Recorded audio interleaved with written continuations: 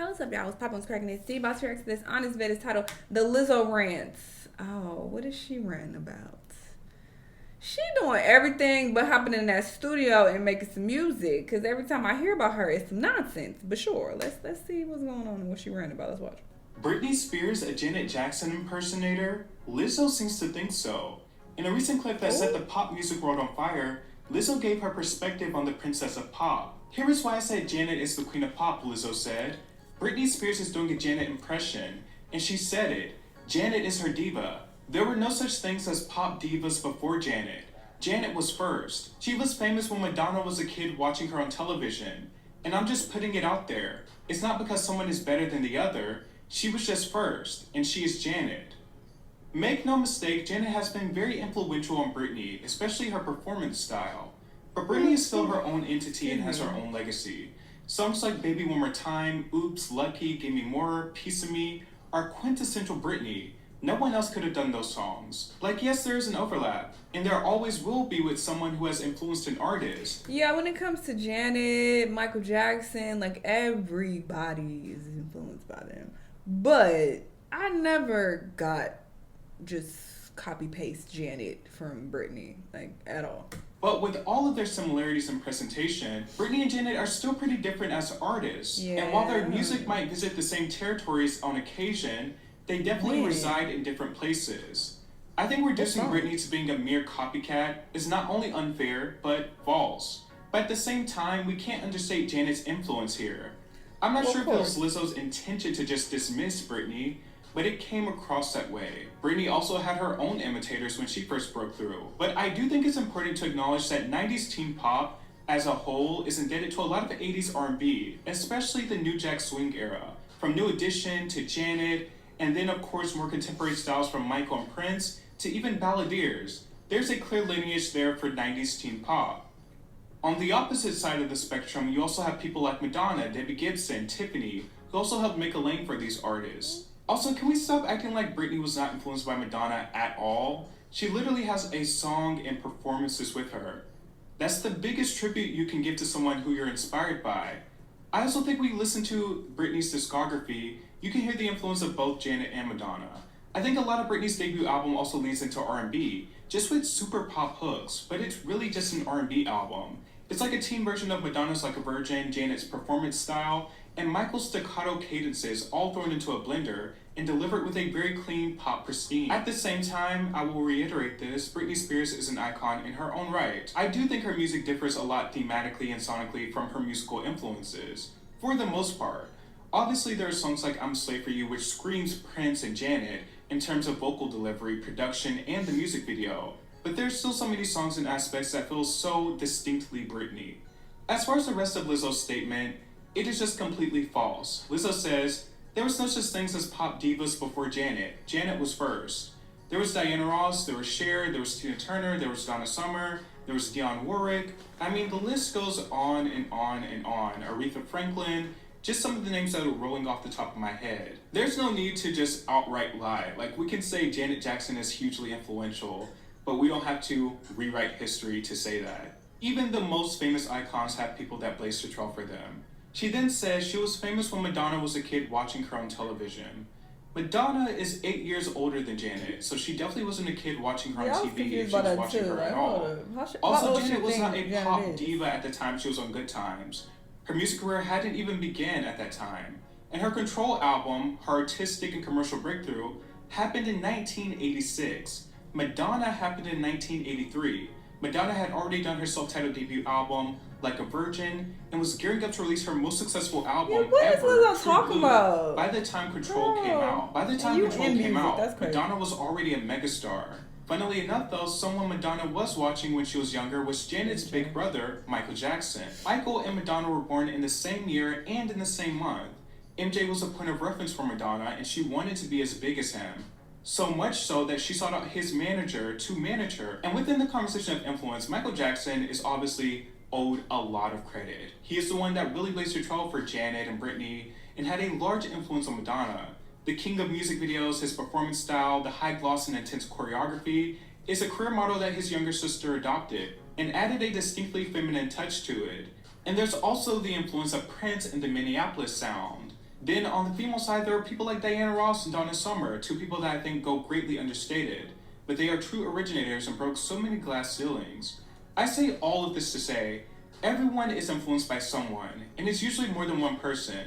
It doesn't mean an artist is a copycat of another, but it also doesn't mean you have to disregard the influencer and the one that paved the way. People discrediting Janet Jackson is not appropriate, and people disrespecting Britney is uncalled for.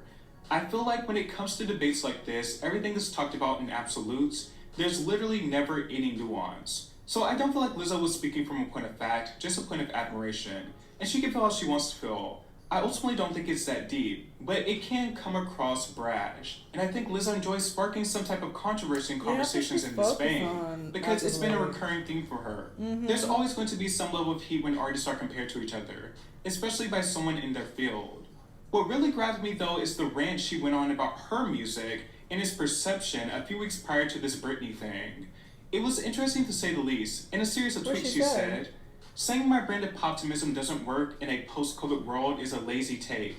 As if I didn't release About Damn Time post-pandemic. As if I didn't write About Damn Time be a post-lockdown anthem to inspire us to get outside and together again, and was successful at it, by the way. Some people saying my music is too optimistic would have been real mad in the 60s at James Brown and Motown. Still Bad is a breakup song with the world. It literally starts with me saying, I'm about to throw my phone away. It's a call to action for the negativity we experience on our phones and how we need to disengage and recenter. The girls that get it, get it. I think seeing and hearing a black woman make real music with radical joy triggers miserable people. But I follow in the footsteps of Janet, of Funkadelic, of Earth, Wind & Fire. Nobody's doing it like me for us, and I stand on that. Imagine listening to Say It Loud, I'm Black and I'm Proud, and saying it's too optimistic. Imagine listening to Hey Ya and saying it's too poppy. What Andre say? Y'all don't want to listen, y'all just want to hate. Aretha and Whitney got backlash for being too pop, and they kept going, and so will I. The way this world treats black women is sickening. Blacklisted Janet, and now 20 years later, y'all calling her music cute black girl bops and giving her flowers. Dragged Whitney for her love life and called her a drug addict for laughs, but now y'all want to honor her. Y'all laughed at Tina's abuse and never let her forget. The least protected person in America. So, I think there's a lot to be said about this rant. First being, Lizzo's music is simply not interesting enough to be controversial or to warrant awe-inspiring generational analyzations.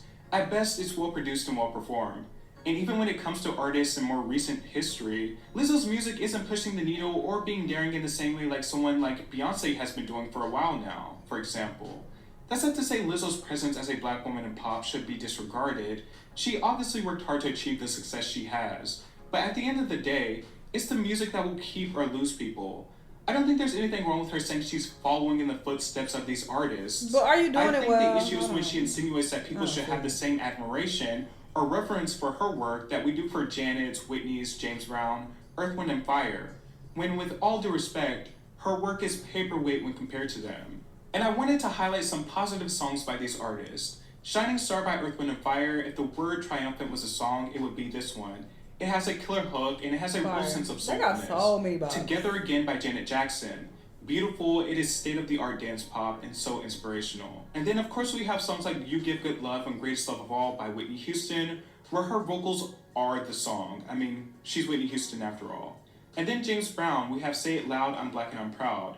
A song made to empower black people. Yeah, putting herself in the same conversation as these people is just like, it sounds like you trying to force you aligning with them, and I don't hear it, girl. During an intense time of racial injustice.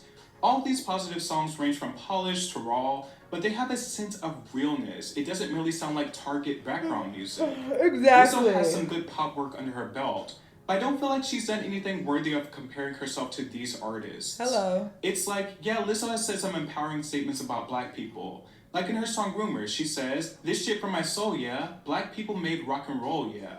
But are we supposed to pretend that this demands the same praise or reaction as someone like Earth, Wind & Fire or James Brown, even more so due to the cultural context in which their music stems from? Meanwhile, Lizzo begins this song by saying how she hasn't fucked Drake yet and how she had to get people to sign NDAs over an instrumental that sounds like it would make a back-to-school Target commercial proud. This is not music that stands alongside those greats. And I think Lizzo's just virtue signaling Beautiful and girl. coming across very Beautiful entitled. guy. Like, you must like That's all this I got because for it's her. a positive song. It's like, no, that's not how it works. Now, I'm not saying Lizzo's positivity isn't worthy of praise at all, because when she gets it right, she gets it right. But her music has often succumbed to toothless corporate empowerment slogans. If you want to be in line of comparisons with these artists, and if you want to be respected like these artists, then it needs to show in the product. Yes, people like Janet and Whitney faced unfair scrutiny, but at the same time, their music at their height was still received well and has stood the test of time. And I don't feel like Lizzo is oblivious. I think it's such a cheap and tacky way of deflection to use our icons to come up with a strawman argument. More than anything, the issue is not her positivity, but that she's been retracing the same steps with bland production and sometimes outright bad and ham-fisted lyrics. You are Lizzo. You are not James Brown. You are not Janet. You are not Whitney. And I know I gave a detailed rebuttal, but I really feel like her arguments can simply be debunked by saying that. You are Lizzo. Not James Brown. Not Janet. Not Whitney. I agree. I feel like she does a lot of yapping. I think you should just let your music speak for itself. You shouldn't have to do all of this explaining. There was no Twitter and IG back then when all of the artists you mentioned were out. Their music spoke for itself. So maybe you should follow their lead in that regard. I feel like she's always in the news for running her mouth and saying some things that a lot of people are annoyed with and disagree with, when she should just focus on the music. I definitely tried to listen to her music earlier in her career when she came out, and I wasn't feeling it personally, so I haven't revisited it. Maybe her newer stuff is more interesting, I don't know, but she's not for me personally. But it's like, girl, just focus on the studio, child. Anyway, y'all let me know what y'all think, though. Let me know what other videos you want to watch, and I'll see you on the next time. Bye.